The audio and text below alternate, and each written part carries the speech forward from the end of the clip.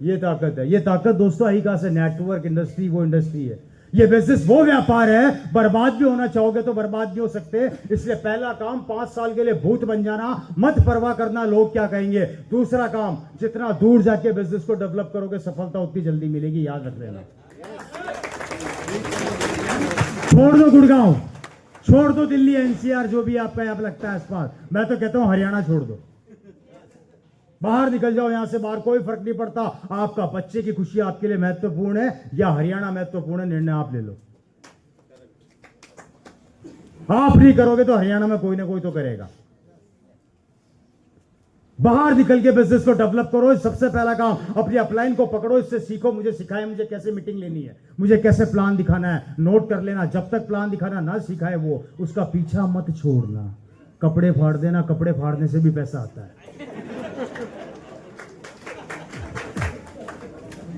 कपड़े फाड़ने से भी।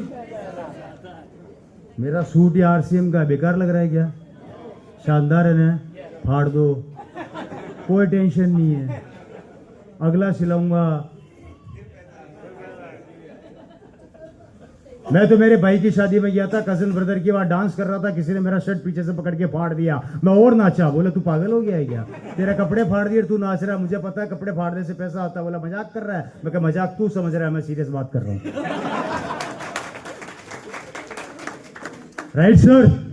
दूसरा काम। तीसरा काम दोस्तों एक हमेशा याद रखना, जो भी टारगेट आपको अपनी अपलाइन के द्वारा मिलते हैं उसको अपने दिमाग के अंदर बिल्कुल ऐसे सेट कर लेना कि बस उसके ना धो के पीछे पड़ जाना। जिस तरीके से अर्जुन को मछली की आंख नजर आ रही थी, आपको वो टारगेट नजर आना चाहिए।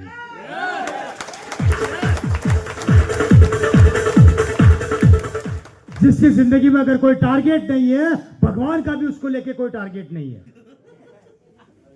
भगवान भी उसी को टारगेट करता है जो अपनी जिंदगी में खुद टारगेट करता है खुद को। हर आदमी का लाइफ में एक लक्ष्य होता है।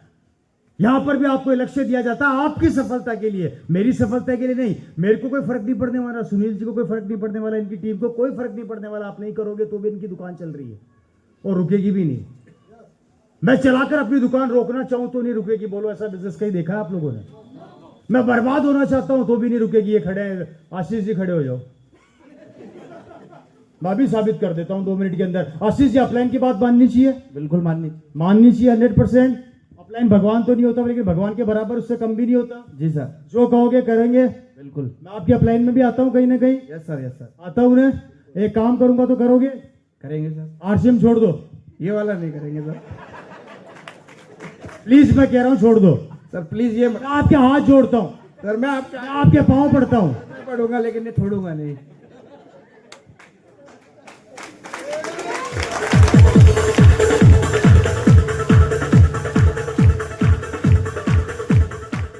मैं बर्बाद होना चाहता हूं Sunil ji, sorry Ashish ji.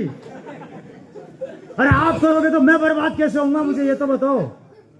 That's called team work.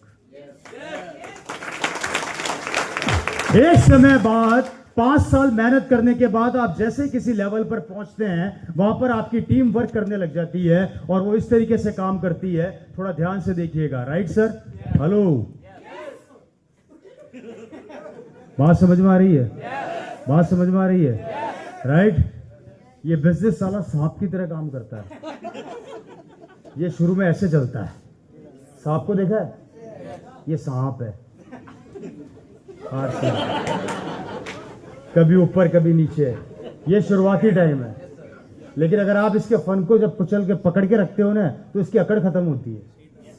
लेकिन इसको पकड़ना पड़ेगा 2 से 5 साल तक कस के। या तो ये आपको डस लेगा या आप इसको डस लो। अगर इसने आपको डस लिया तो खेल खत्म।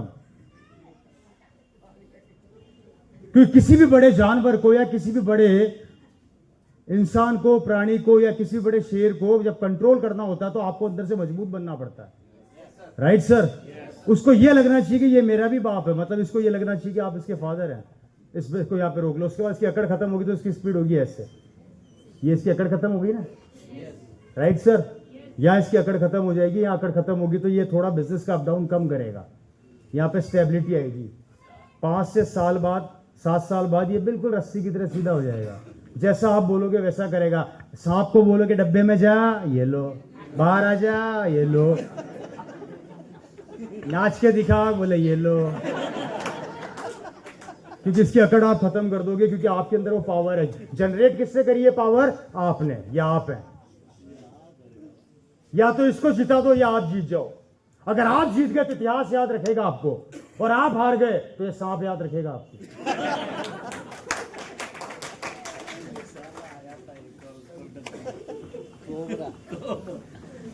और आज से 7 साल बाद ये सांप नहीं रहेगा, ये रस्सी बन जाएगा बिल्कुल सीधा ऊपर की तरफ। ये चलता ही जाएगा, चलता ही जाएगा, चलता ही जाएगा, और आपके बिजनेस को आसमान की ऊंचाइयों पे लेके चला जाएगा। और वहां पे, यहां पर हम पहुंच चुके हैं। आज स्टेबिलिटी इतनी खतरनाक आ चुकी है, मैं बता देता हूं आप लोगों को मेरे बारे में थोड़ा सा। मेरी भी 2 लेगें हैं, मोटी मोटी 2 लेगों पे मैं आपको कॉन्सेंट्रेट करा देता हूं। एक तरफ मेरे ए लेग में है मिस्टर वत्स साहब, सुरेंद्र वत्स जी।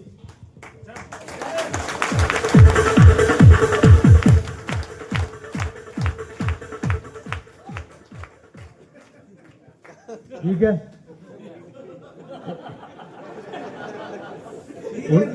उनकी पूरी टीम। दूसरी तरफ मेरे हैं मिस्टर विजेंद्र सिंह राठौड़।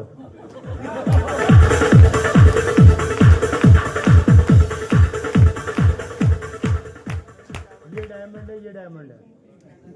डायमंड का बिजनेस कितना होता है?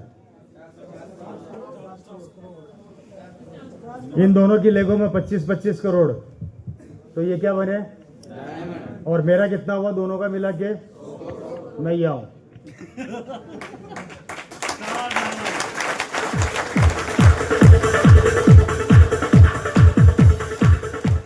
इनमें से मैं किसी को नहीं रोक सकता। इनको छोड़ो, मैं इनके नीचे में, मुझे नहीं पता, ये आप लोग, मेरे को आज भी नहीं पता। आपकी कसम खा के बोल रहा हूं, मेरे को यही नहीं पता सुनील जी का है। मैंने पूछा, मेरे को आशीष जी का नहीं पता। मेरे को पूछना पड़ता, भाई साहब किधर? बोले इधर। तो समझ में आता, अच्छा आप इधर? बोला अच्छा। ये देखिए, ये स्ट्रक्चर तैयार क्यों हुआ? किसी ने कुर्बानी दी थी। मुझे आज भी याद है मेरे फादर का वो टाइम, जिन्होंने 1 साल के अंदर 2 लाख किलोमीटर कार अपने हाथ से ड्राइव करी इस बिजनेस को डेवलप करने के लिए। एक एक आदमी को बताने के लिए वो 250 किलोमीटर दूर जाते थे, सिर्फ एक आदमी को ज्वाइन कराने के लिए। और उनका एक आदमी ऐसा ही निकला, मिस्टर विजेंद्र सिंह राठौड़, जो बचपन का दोस्त था, जिसको साइन कराने के लिए 3 बार वो गए। और आपने शायद बस साहब के इंटरव्यू में देखा होगा, उन्होंने बोला कि मैंने 3 बार अपने दोस्त को वापस से रिटर्न कर दिया था, लेकिन मेरे फादर ने पीछा नहीं छोड़ा। ये जुनून चाहिए, आपको लगना पड़ेगा। लोग तो मजाक बनाएंगे, हमारा क्या, हमारी इंसल्ट नहीं होती थी क्या? जब हमने आरसीएम चालू किया तो हमारी कॉलोनी वाले हमें बोला करते थे, ये आ गए करोड़पति बनाने, ये बनेंगे करोड़पति। हमारा तो नाम निकाल दिया गया था दोस्तों। मेरे को बोलते थे आरसीएम 1 और मेरी बहनों को बोलते थे आरसीएम 2, 3। नाम था हमारा आरसीएम, और आज भी आरसीएम है। मुझे गर्व होता है इस बात पे कि मेरा नाम आरसीएम, मुझे शर्म नहीं आती, मुझे बिल्कुल शर्म नहीं आती। आज आश्चर्य की बात है, वो सब वहीं के वहीं है। आज उनके बेटे 15 से 20 हजार की मोटरसाइकिल पे घूम रहे हैं, और ये रवि शर्मा की गाड़ी का टायर अकेला 45 हजार का आता है, जो बाहर खड़ी है।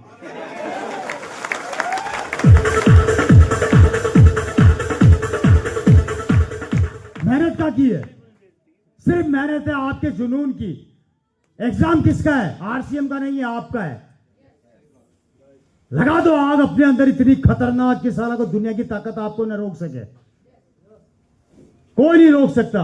अरे अकेले ही चलाता राहे मंजिल पर, लोग जुड़ते गए और कारवां बनता गया, पर चला तो था। नहीं चलता तो